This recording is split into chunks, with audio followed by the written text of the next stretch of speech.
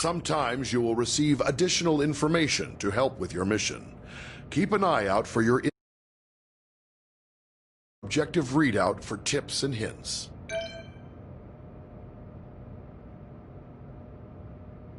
As captain, you can answer a hail when messages from Starfleet or other ships are received. If the message is accompanied by video, it will be displayed on the main view screen.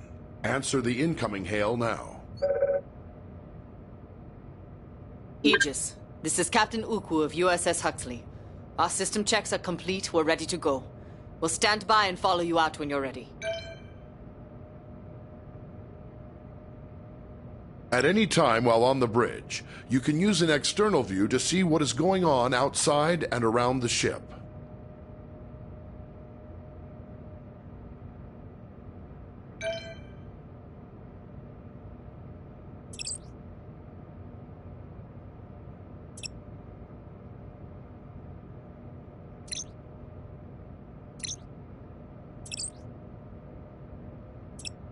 As helmsman, you are the ship's navigator, responsible for maneuvering the ship and navigating within and between star systems. Your crew depends on you to get the ship wherever needed, to avoid collisions with hazards in space, and to maneuver for tactical advantage in combat situations.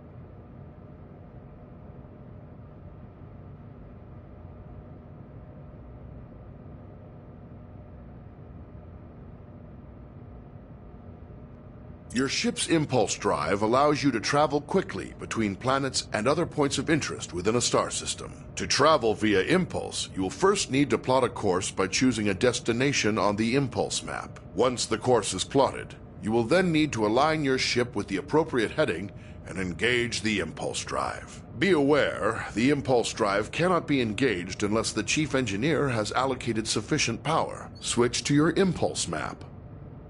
Select any point of interest in the star system to plot a course to that destination.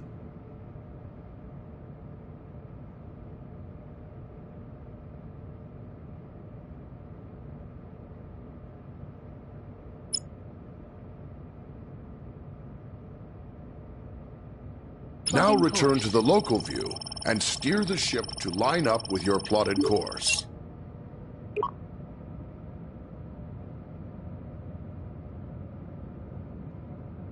Grab and push your throttle to engage the impulse drive. The ship's computer will automatically follow the course you plotted.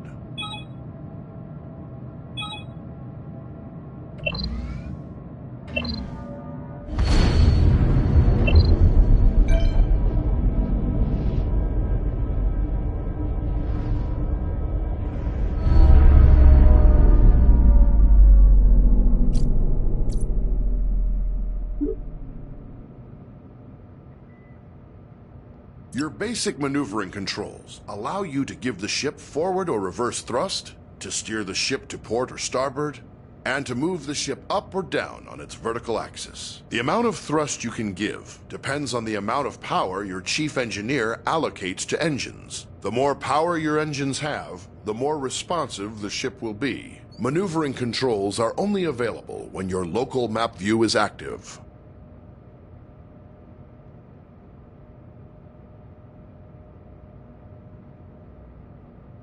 The throttle controls your speed and also allows you to reverse or make a full stop.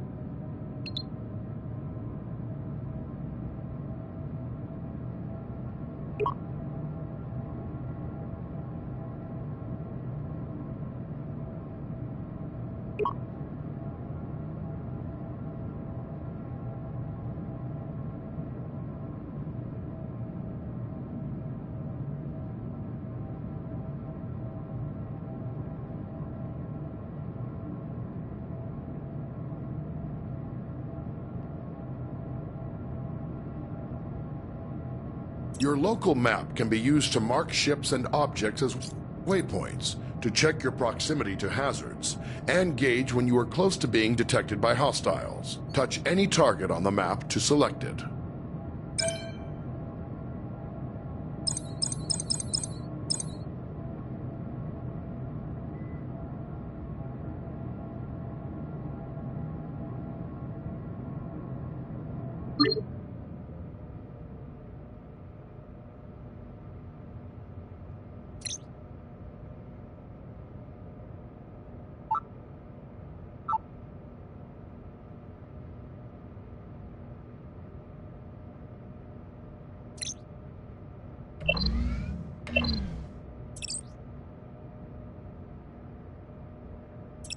As the tactical officer, you are in charge of the ship's weapons, defenses, and scanners. In combat situations, you must coordinate with the rest of the bridge crew to protect the ship and deal with any threats to it. But you also have a crucial role in non-combat situations.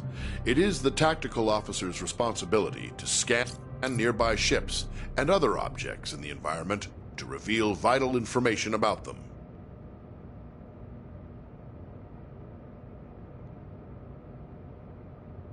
In order to scan anything or to fire on it, you must first target it. To select a target, simply select the appropriate icon on your map. Once you've selected a target, a display will show all currently known information about your selection. Target a nearby ship by tapping its icon on the map.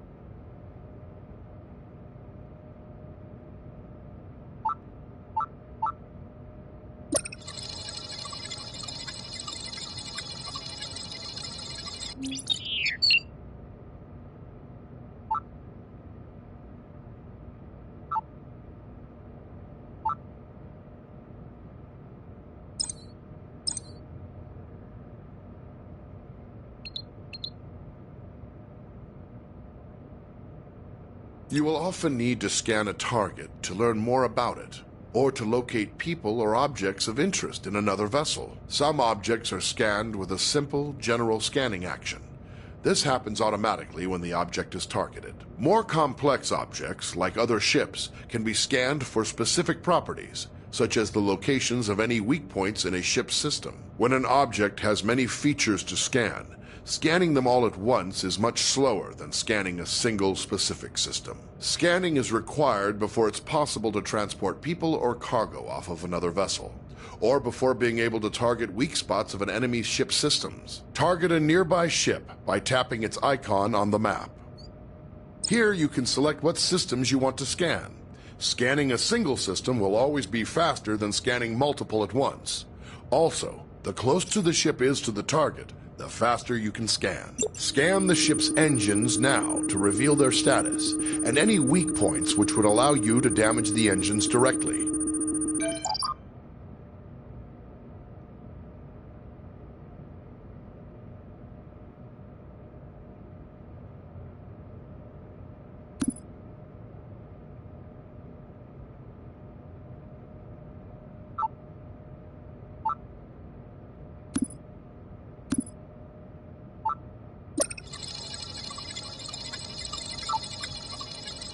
As tactical officer, you have control over raising and lowering the ship's shields. When raised, the shields will charge up to maximum strength over time.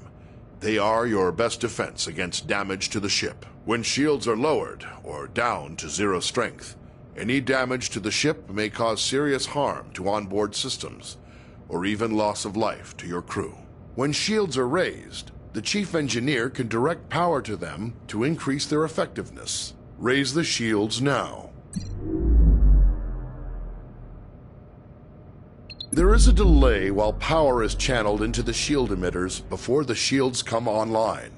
In a combat situation, remember that you need to raise shields before the enemy fires.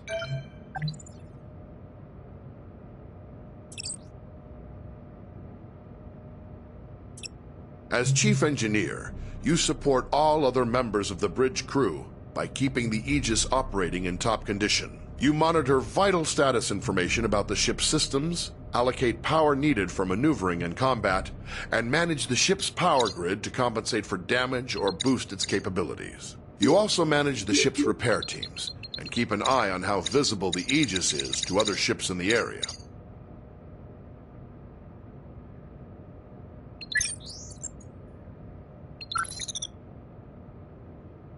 Your system's display gives vital information about the status of the ship's various systems at all times. When your ship is suffering from negative effects, this panel provides information about the source and severity of the effect. As chief engineer, you have more detail about your ship's status than any other member of the crew. Activate your system's display now.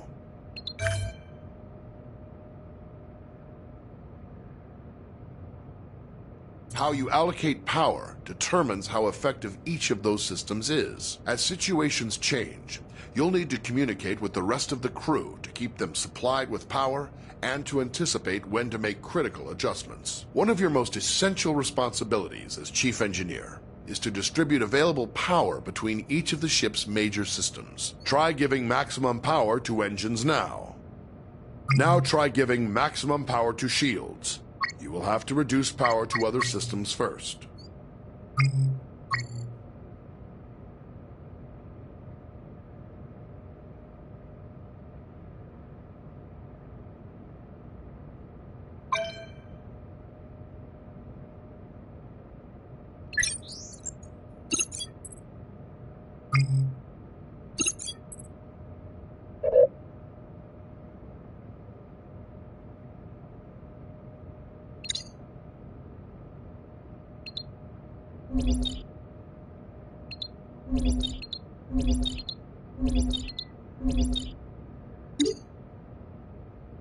Warp coils charging.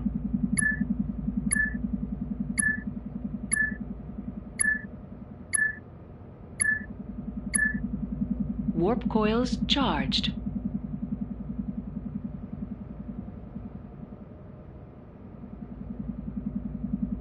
Before the ship can travel between star systems, you must make the ship ready and charge its warp coils. This draws a tremendous amount of power, and you will be unable to make any further changes to power allocation or routing while prepping for warp. Begin preparing for warp now. Charge the warp coils. The helmsman will have a limited time to engage the warp drive, or the coils will automatically discharge to prevent damage to the ship. Warp coils charged.